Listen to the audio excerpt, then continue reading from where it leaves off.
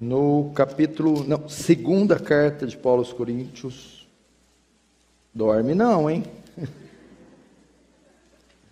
Capítulo 12.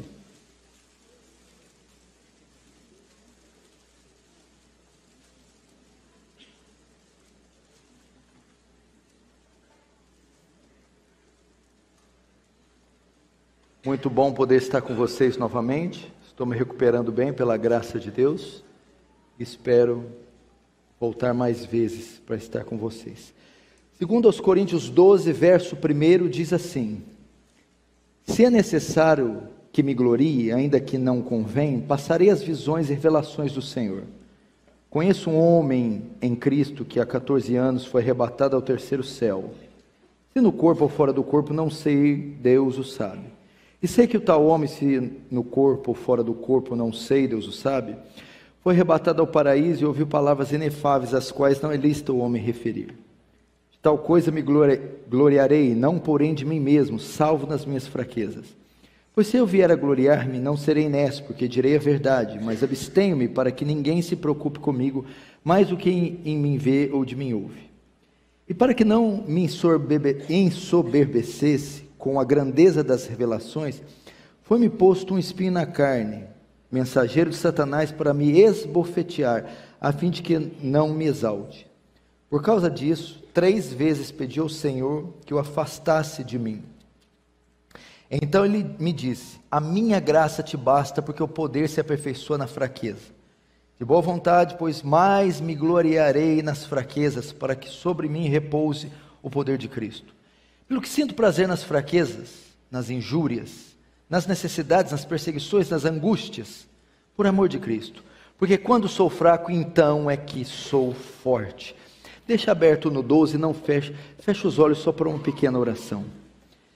Pai, como fizeste essa manhã, Senhor, glorifica teu nome, Senhor, através da exposição da sua mensagem, que ela possa ser acompanhada do poder do Espírito Santo, não só retórica, não só transmissão de informação, mas demonstração do poder e do Espírito Santo, de modo que o teu reino avance, que o Senhor receba a glória para si, e nos conforme a imagem do seu Filho, em nome de Jesus.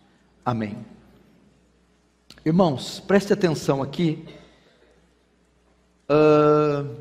Como cristãos, nós não estamos imunes ao sofrimento, nem as humilhações dessa vida.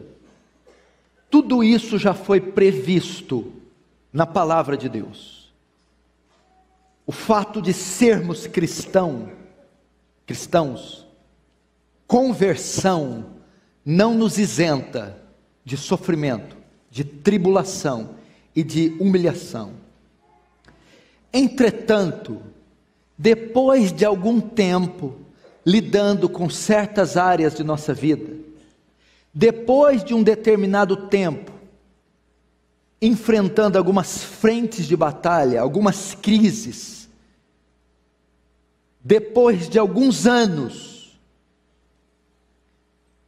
sem obter respostas, nós somos levados ao desânimo. Entendeu? O sofrimento, a luta não é novidade. Mas, depois de algum tempo, lutando em determinadas áreas, todos nós queremos obter resposta, alívio, vitória sobre tais áreas. Mas parece que, passado algum tempo, elas simplesmente não encontram solução. E nós somos levados ao abatimento, ao desânimo. Entretanto, eu quero dizer para você não desanimar. Este texto que eu li tem a resposta, porque algumas coisas em nossas vidas não encontram solução. Vamos para o pano de fundo da carta. Paulo aqui está fazendo a sua defesa perante os coríntios contra os falsos apóstolos. Alguns falsos apóstolos haviam se infiltrado na igreja, arrogando para si o direito de serem apóstolos e apóstolos legítimos, enquanto que condenavam Paulo e diziam que Paulo é um falso apóstolo. O argumento que eles usavam é que Paulo não tinha as experiências que eles tiveram. Nós somos apóstolos e provamos, tivemos experiências místicas, transcendentais, por isso somos de fato apóstolos. Paulo vai fazer a sua defesa, vai dizer, então quer dizer que para ser apóstolo tem que ter experiência? Então vou contar. Paulo teve várias experiências místicas, transcendentais, que era comum na época. E Paulo vai contar que a maior delas, então para ser apóstolo tem que ter experiência? Vamos lá então. Paulo conta então, para fazer a sua defesa apostólica, que ele teve uma experiência extraordinária. A Bíblia diz que ele foi ao terceiro céu, e o outro termo é o paraíso. Terceiro céu é a alusão do trono de Deus. O primeiro céu é a atmosfera, o segundo, o interestelar, o espaço, e o terceiro céu é onde está o trono de Deus. Paulo foi nas dependências de Deus. Paulo esteve no céu, não só no céu, quando ele usa o termo paraíso, que dá a ideia do Éden, ele teve nos corredores, nos aposentos, ali onde Deus dispensa a sua glória. E o que Paulo viu, a experiência foi tão grandiosa, que ele diz que viu coisas inefáveis. A palavra inefável significa aquilo que não pode ser dito, explicado por palavras. A ideia não é que Deus falou, Paulo, não fale. A ideia é que foi tão grandioso, que mesmo que ele quisesse, ele não conseguiria comunicar o que ele viu. E ao relatar essa experiência, essas visões, na sua defesa contra os falsos apóstolos, nós aprenderemos algo sobre o sofrimento e a humilhação, ou no plural, sofrimentos e as humilhações. Vamos começar a partir do verso 7, que o tempo não vai permitir fazer a exposição toda. 7.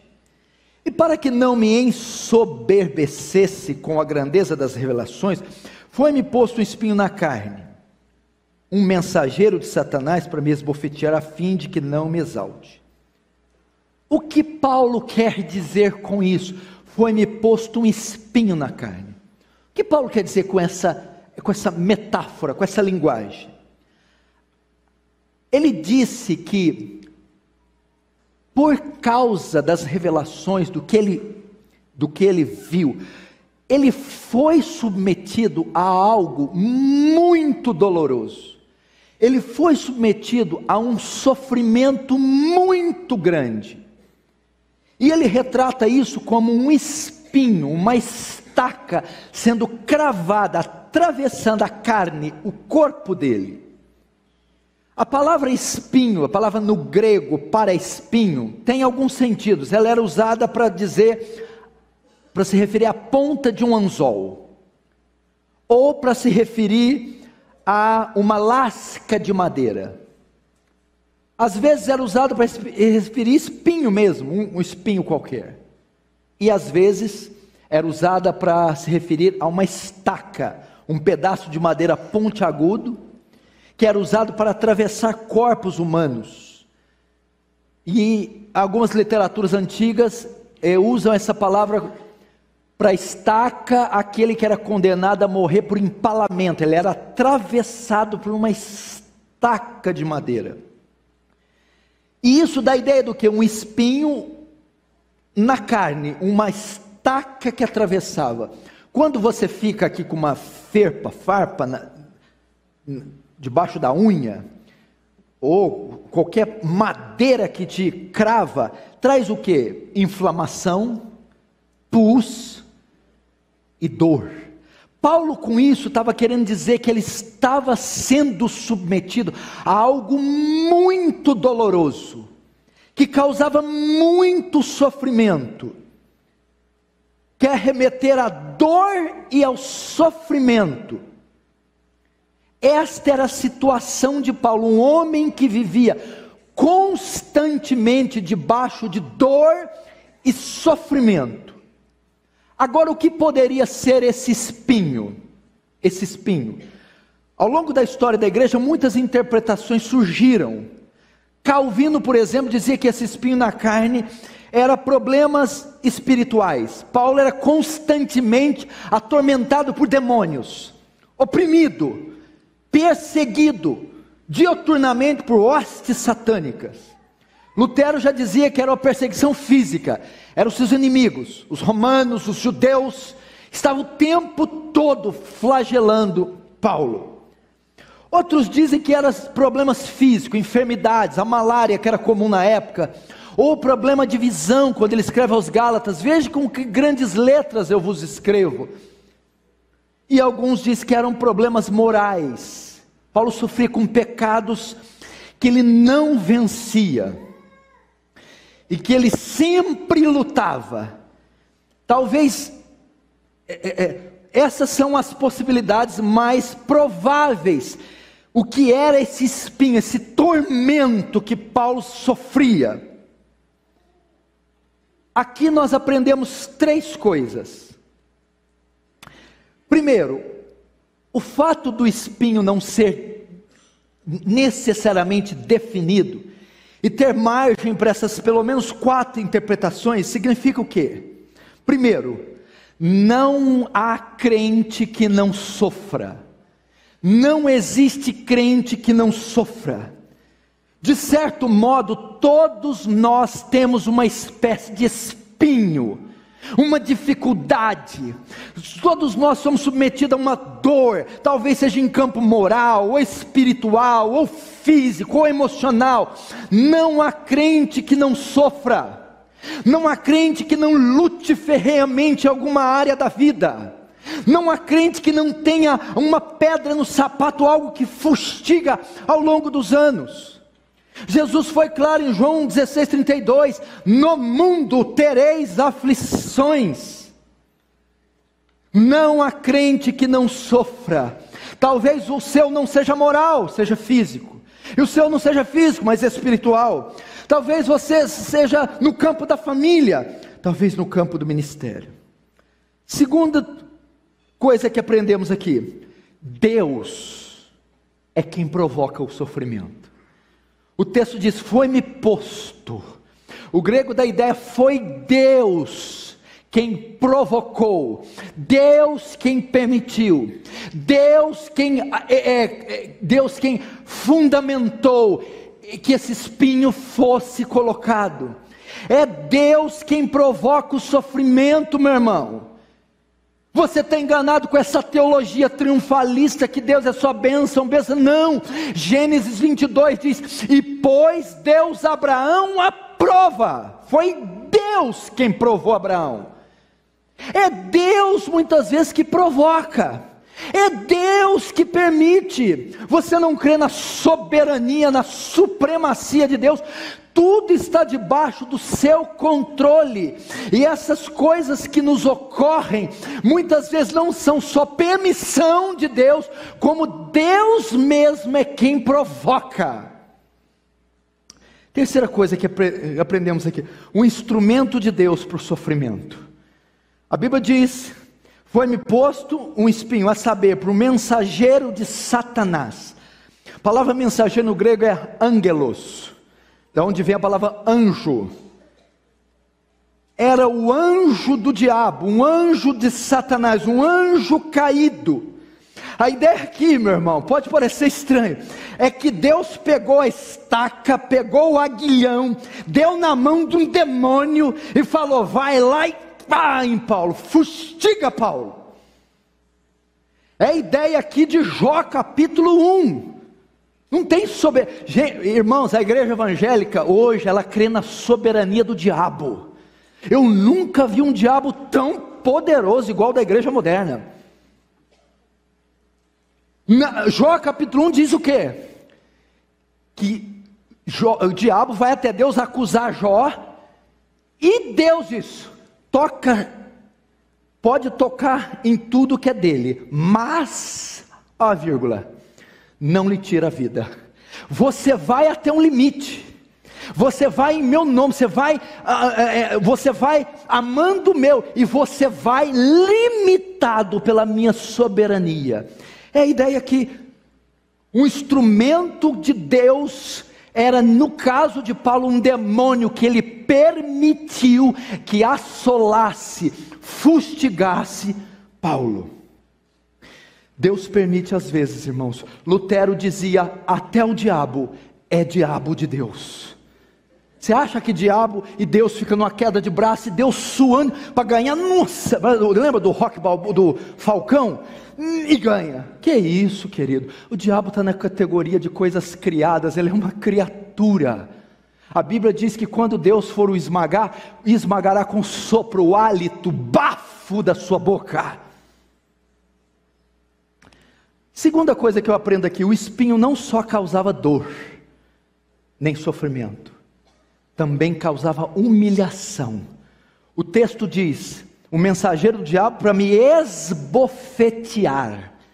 A palavra esbofetear aqui no grego não é aquele soco, o soco para machucar, é o tapa com as costas da mão, é só para humilhar. É aquele mesmo que Jesus tomou no pátio da casa do sumo sacerdote Caifás. É o mesmo tapa que Paulo tomou quando ofendeu o sumo sacerdote Ananias. O tapa não tem a função de ferir, tem a função só de humilhar. A situação que Paulo passava, que não é definida aqui, nós temos interpretações, não só causava dor e sofrimento, como humilhava Paulo muito.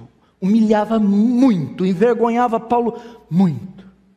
Talvez vocês, meus irmãos, que entraram aqui, estão na mesma semelhança de Paulo. Vocês passam situações, talvez é com o marido, que te causa muito sofrimento, mas que é a vergonha da sua família. Talvez é uma deficiência física que não só te causa dor, mas muito constrangimento, te humilha. Talvez é um problema de campo moral que todas as vezes que você cai, você não tem coragem de pegar na Bíblia, de tão envergonhado que você fica. Todos nós temos uma espécie de espinho, de uma área, que nos causa dor, sofrimento e nos envergonha. Uma área que simplesmente nós não conseguimos lidar. Uma área que vem ao longo dos anos e ela insiste e nos fustiga e nos humilha. E nos humilha. Agora, uma coisa interessante que você tem que aprender. O sofrimento aqui, a humilhação, era providência divina. Era providência divina. O quê? O espinho em Paulo era providência. Se não, vejamos, no verso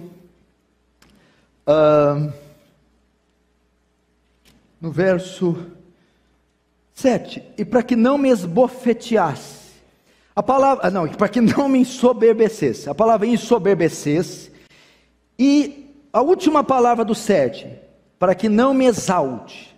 Ensoberbecer e exalte, no grego é a mesma palavra, quer dizer hiper, que significa além de, mais que e acima de.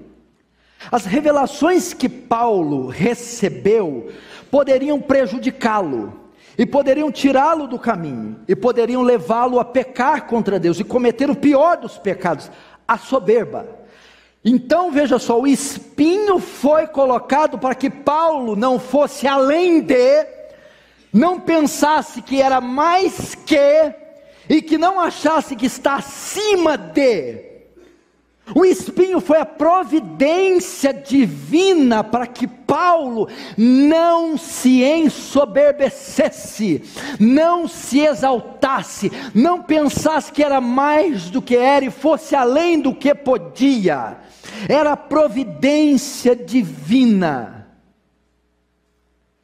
Deus sabe também que nós temos um potencial para soberba. Nós também fomos agraciados com dons, com talentos. A própria conversão é uma revelação divina a nós.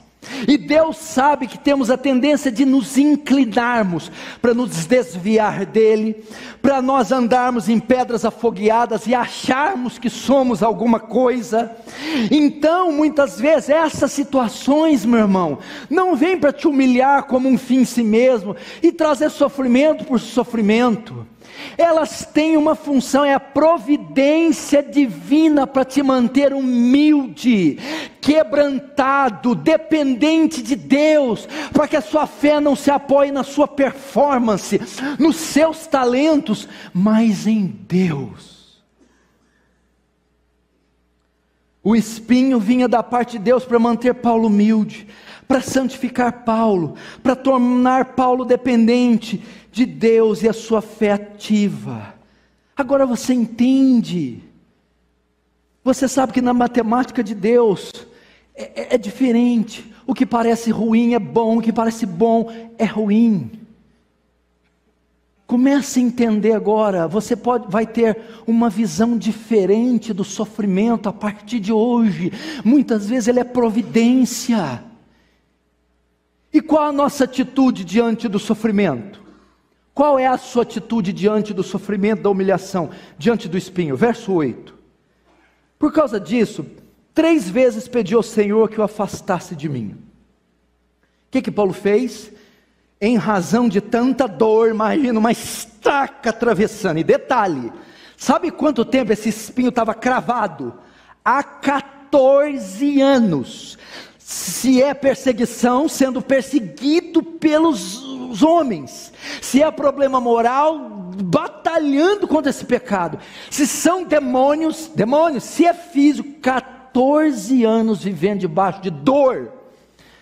14 anos tomando tapa com as costas da mão. E claro, a atitude dele é óbvia. Pediu para Deus tirar. 3 vezes pediu. Paulo pediu alívio, ele pediu para que Deus eliminasse aquilo dele. A sua atitude para com o sofrimento é a mesma. Você ora: Senhor, até quando eu vou ser humilhado desse jeito? Até quando eu vou conviver com essa dor? Simplesmente não passa. É um martírio, é uma coisa agonizante com esse casamento, com esses filhos, com esse problema físico, não sei. E é claro, você ora pedindo a conversão daquele filho, ora pedindo a conversão daquele marido, a restauração daquele lar, ora dizendo: meu Deus, essa debilidade ministerial.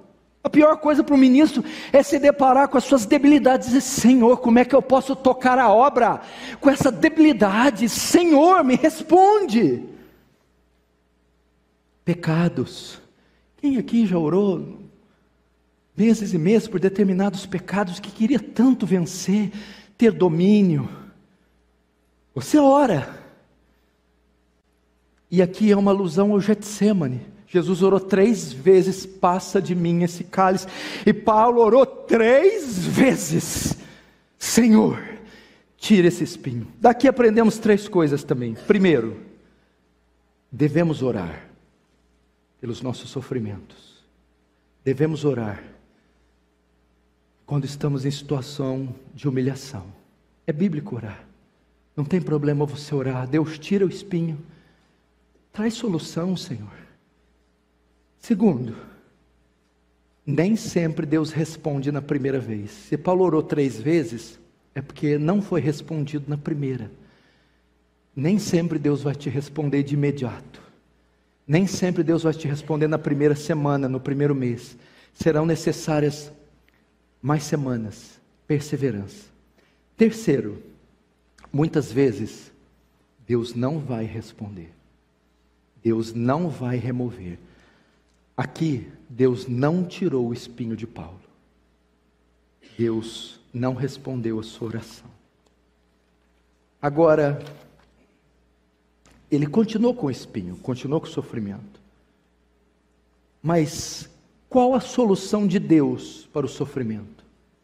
Como Deus iria ajudar Paulo? Lembrando que a mensagem aqui é para consolar, irmão. Eu não estou aqui com o aguilhão na mão e não. Eu estou aqui para fazer o que o texto sugere, consolar. Qual a solução de Deus? Vamos ver o verso 9. O verso 9 diz assim: então ele me disse, Deus, a minha graça te basta, porque o poder se aperfeiçoa na fraqueza. Até aí. Mas sabe o que Deus faz? Tanto de um jeito ou de outro, Ele vai nos ajudar. Deus pode trazer alívio do sofrimento, retirando o espinho. Mas mesmo que Ele não retire, Ele vai nos ajudar, Ele vai trazer a solução. Como? A minha graça te basta. Eu não vou tirar o espinho, mas vou conferir graça para você suportar o espinho. Vou te dar recursos, vou te dar poder, vou te dar sabedoria para você lidar com este mal. É isso que ele está dizendo. Graça, recursos, poder, minha presença, vou te manter próximo de mim. Aqui nós aprendemos 3 coisas também. Quais são? Primeiro, às vezes, Deus tira o espinho. Deus remove o espinho. Pode orar, meu irmão. Existem casos que depois de um tempo orando, Deus remove. Eu já vi Deus fazer milagres, Deus curar pessoas, Deus restaurar casamentos, Deus dar vitória contra pecados horrorosos. Muitas vezes Deus tira o espinho. Segundo, outras vezes Ele remove o espinho, mas depois de muito tempo. Muito tempo. Você já viu esses irmãos que há 10 anos na igreja orando por determinada área e só depois de 10, 12, 15 o marido vem à fé, a enfermidade, graças a Deus encontra cura. Às vezes Deus responde depois de muito tempo. Terceiro, outras vezes Ele jamais vai remover o espinho. Ele jamais vai tirar, a dor vai continuar, o tapa com as costas da mão. Mas uma coisa você tem que entender, independente qual caso seja o seu, em todos eles, Deus vai conferir graça a você, suporte a você. Ele não te deixará com esse espinho, sofrendo e sendo humilhado sozinho. Ele vai conferir recursos, Ele não vai desamparar você. Dá para dar um amém de pentecostal? Ele vai conferir graça, meu irmão. A ideia é como se estivesse com um problema no joelho. Eu peço para ele já viu esse tipo de um projétil, uma bala, e chega lá, o médico, não tem jeito de remover, vai ter que ficar aí, se tirar, você perde a perna. Mas vem uma vez por mês, eu tenho uma injeção que vai trazer alívio, você vai poder andar normal. Então, imagina que a perna comprometida, dor. Mas a gente só sofre dor quem anda assim? Quem anda assim passa o quê? Vergonha, né? Olha que humilhação. Dor e vergonha. Vem aqui daqui um mês, passa a dor e você passa a andar normal. Passa um mês e volta a dor. Corre lá no médico. Dor e vergonha. Deus está dizendo isso, eu posso não tirar a projétil, a bala atravessada, vai ficar aí lembrando quem você é, lembrando quem sou eu, da sua dependência, mas todas as vezes que doer, vem a mim, eu tenho essa injeção, eu tenho esse remédio, essa graça, para você conviver com isso. Agora vamos saber a razão do sofrimento. Por que Deus permite isso com os seus filhos? Olha que coisa linda, verso 9, a minha graça te basta porque o poder se aperfeiçoa na fraqueza. Para você entender, porque o poder se aperfeiçoa no espinho, com o sofrimento, com a vergonha. Essa é a razão. O espinho, eu disse que é providencial. Ele diz: eu não vou tirar, Paulo, porque eu tenho propósitos grandes para você. Como assim?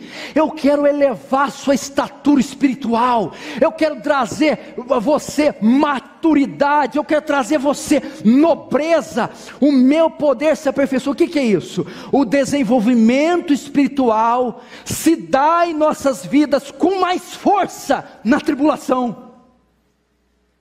O progresso espiritual se dá em nós com mais força na vergonha.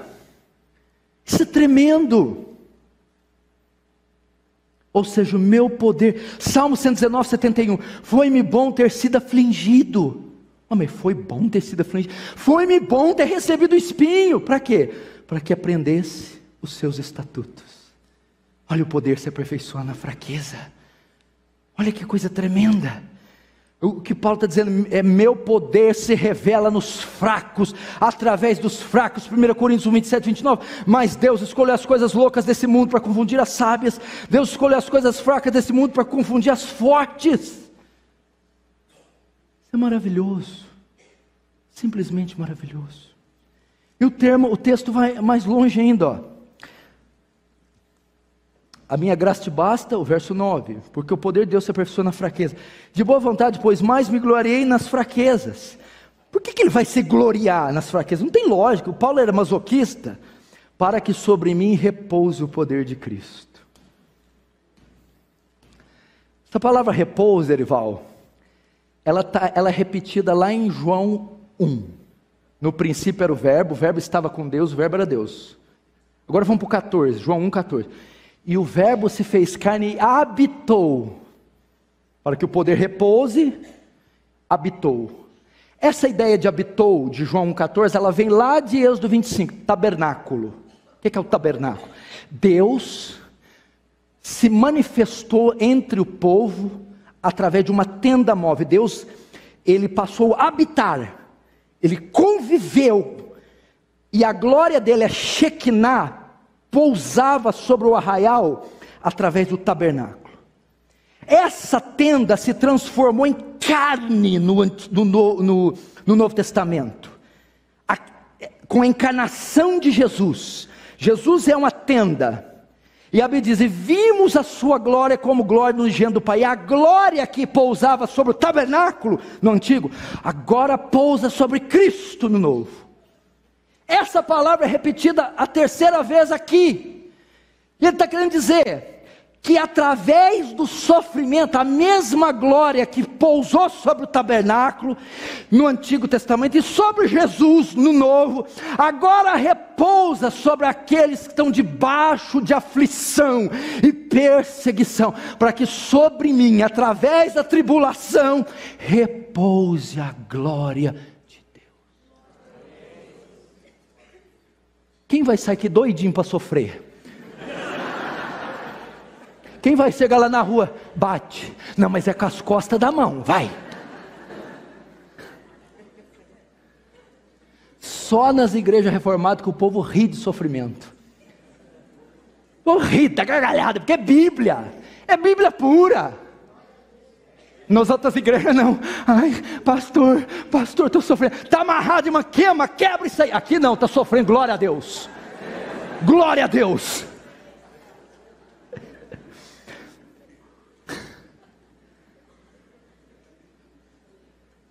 Agora, vamos ver, estou encerrando, não fique nervoso e não olhe no relógio. Cada vez que você olhar, eu acrescento 15 minutos.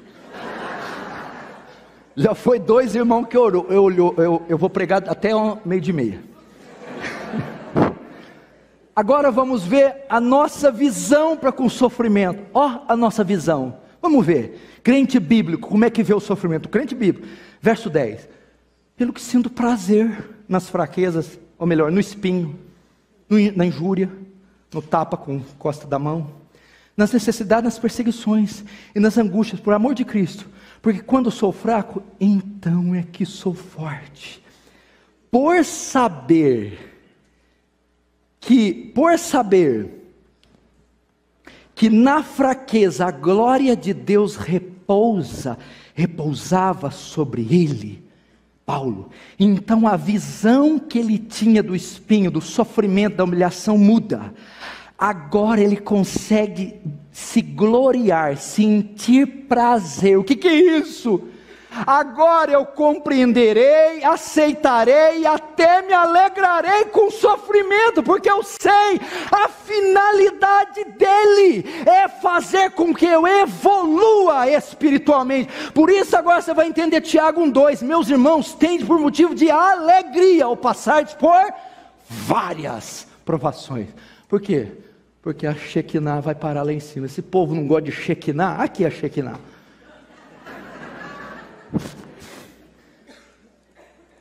Nossa visão do sofrimento muda, irmão. Eu não estou dizendo que não é difícil você chegar na maternidade e ver um bebê com deficiência. Eu não estou falando que não é difícil passar um acidente de automobilístico e ter traumas gravíssimos. Eu não estou falando que não é, mas o crente tem uma mentalidade tão elevada, que mesmo ali na dor ele vai dizer: Deus deu, Deus tirou, nu saí do ventre da minha mãe, nu voltarei, bendito seja o nome do Senhor. Conclusão, terminando, a conclusão é que o sofrimento não é tão ruim como pensamos. O verso 10 é a última frase: porque quando sou fraco, então é que sou forte. Olha a lógica de Deus. Ao contrário do mundo, que nos leva a pensar que quando somos humilhados, abatidos, envergonhados, nessa hora que somos fracos, não. O mundo diz que o forte é o que está por cima, é o que vence tudo, é o saudável, o bonito, o rico. Aqui não, Deus está dizendo, é nessa hora que as nossas forças se esgotam, estamos com a boca no pó, sem auxílio humano, fracos fisicamente. Paulo está dizendo, é nessa hora que de fato você é forte, é nessa hora que o poder de Deus está tinindo em você, é nessa hora que você é forte.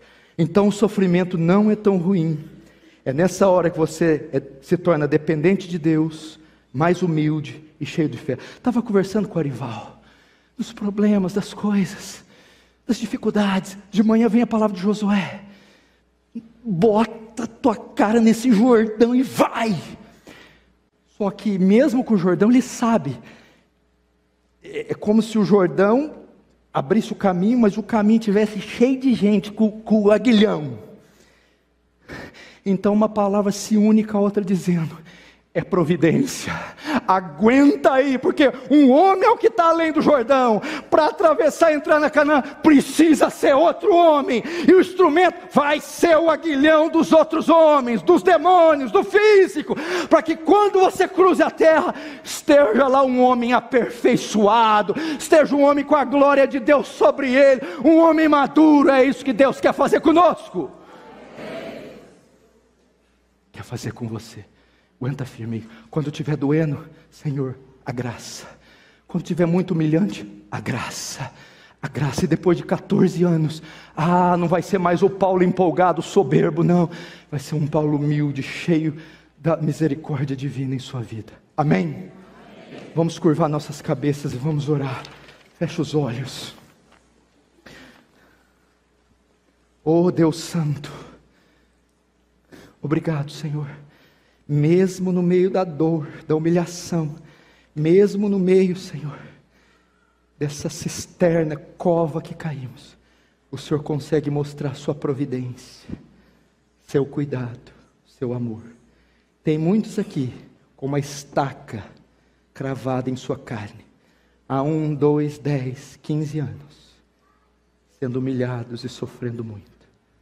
Confere graça a esses irmãos, para suportarem, e mostra o lado benéfico desse espinho, é fazer esse homem, essa mulher, grandes homens e mulheres diante de ti, em nome de Jesus, amém. Deus abençoe.